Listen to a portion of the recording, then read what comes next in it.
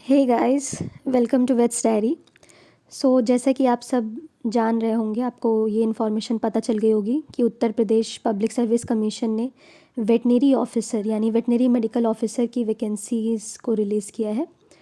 और 404 वैकेंसीज़ अभी जैसे कि हमें पता चल रहा है 404 वैकेंसीज़ आई हैं। और ये जैसे आप देख सकते हैं 22/12/2024 यानी आज से इनका फॉर्म भरने का एप्लीकेशन स्टार्ट हो गया है। और 22/1/2026 यानी 1 महीने का टाइम दिया गया है को ये एप्लीकेशन फॉर्म की डेट बंद हो जाएगी। और 29/1/2026 यानी 29 जनवरी 2026 को जो हमारी करेक्शन और मॉडिफिकेशन की लास्ट डेट है वो दी गई है। तो आप इन 3 चीज़ों को बहुत ध्यान से देख लें, और अगर आप ये फॉर्म भरने के एलिजिबल हैं तो अपना फॉर्म इसी टाइम लिमिट में भर दें।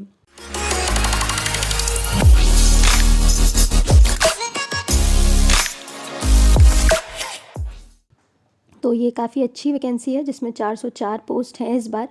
लगभग 5 साल के बाद ये वैकेंसी आई है, क्योंकि जो लास्ट वैकेंसी थी वो 2020 में आई थी और उसका एग्ज़ाम लगभग 2022 के आसपास कुछ हुआ था, तो काफ़ी डिले हो गया था। इस बार अभी ऐसा कुछ पता नहीं चल पाया है, और इस नोटिफिकेशन में भी ऐसा कुछ दिया नहीं है कि एग्ज़ाम की डेट क्या है या सिलेबस पैटर्न क्या है। तो ये सब अभी बाद में एक दूसरे नोटिफिकेशन के थ्रू कंप्लीट डिटेल्ड इन्फॉर्मेशन पता चलेगी कि ये सब कब रिलीज़ होगा। वैसे कि अगर आयोग ये सब डिटेल्स पहले ही निकाल दे तो बच्चों को काफ़ी आसानी हो जाए, क्योंकि अगर हमारे पास एक निश्चित टाइमलाइन होती है, एक डेट होती है, तो हम अपनी प्रिपरेशन को और अच्छे से कर सकते हैं। बट आयोग ने ऐसा नहीं किया है। तो आइए अब हम देखते हैं कि क्या क्या है। तो ये आप देख सकते हैं Uttar Pradesh life stock department की वेटनरी ऑफिसर की वैकेंसी है ये। और जैसा कि आप देख सकते हैं कि 404 पोस्ट्स हैं इसमें, जिसमें कि जनरल की 243 सीटें हैं, एससी की 84 सीटें हैं, एसटी की 37 सीटें हैं। और सबसे बड़ा शॉकर जो आप देख सकते हैं कि ओबीसी की रिजर्वेशन में 0 सीट्स हैं, यानी ओबीसी को रिजर्वेशन का कोई भी बेनिफिट मिलता नहीं दिख रहा है इस वैकेंसी में। तो ये काफ़ी एक आश्चर्य की बात हो गई है कि क्या होगा इसमें। तो जो कैंडिडेट्स हैं वो काफ़ी परेशान भी हैं इस बात को लेके कि क्या होगा।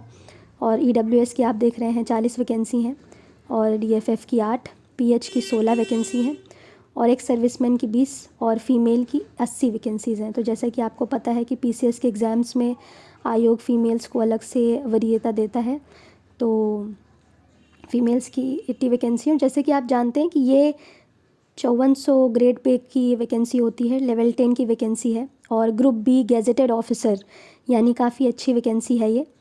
और अगर हम एज लिमिट की बात करें तो 21 ईयर से लेके 40 ईयर तक इसमें हमारी क्वालिफ़िकेशन जो एज लिमिट है वो होती है, और रिलैक्सेशन आपकी कैटेगरी के हिसाब से या जैसे रूल्स में लिखा है आपको आसानी से मिल जाएगा।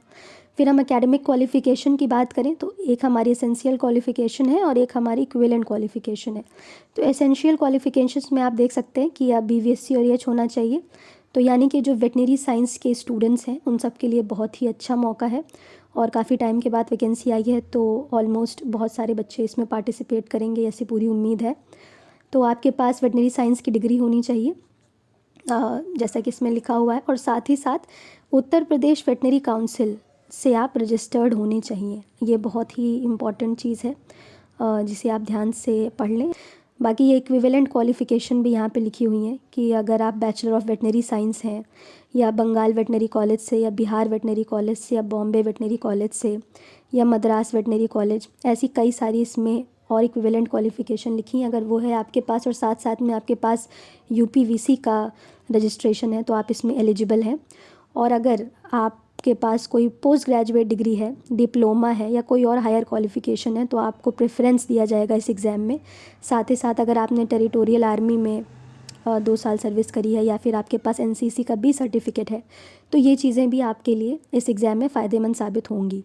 तो जैसे कि आप देख सकते हैं काफ़ी सारी वैकेंसीज़ आई हुई हैं यूपीपीसीएस में, बट हमारा ध्यान वेटनरी की वैकेंसीज़ पे है, तो मैंने आपको वही बताई, जैसे होम्योपैथी हो गई और यूनानी हो गई। मेडिकल की वैकेंसीज़ भी आई हैं, और बाकी जैसे कि इसमें और बहुत सारे फॉर्म आपके नीड के अकॉर्डिंग, अगर डिसेबिलिटी का फॉर्म भरना है या फिर ओबीसी का सर्टिफिकेट कैसे भरना है, उसका क्या प्रारूप होना चाहिए, तो ये सब इसमें अच्छी तरीके से मेंशन किया हुआ है। आप ये सब आराम से देख लें, आराम से नोटिफिकेशन पढ़ लें। और एक सबसे ज़रूरी बात, अगर आप पहली बार ये पीसीएस का कोई भी फॉर्म भर रहे हैं तो ओटीआर फिल करना मैंडेटरी है आपके लिए। बिना ओटीआर फिल करे आप इस फॉर्म को नहीं भर सकते। तो आपको सबसे पहले अपना ओटीआर भरना होगा, तभी आप इस वैकेंसी को फिल कर सकते हैं। तो ये एक इनिशियल जानकारी थी इस वैकेंसी से रिगार्डिंग।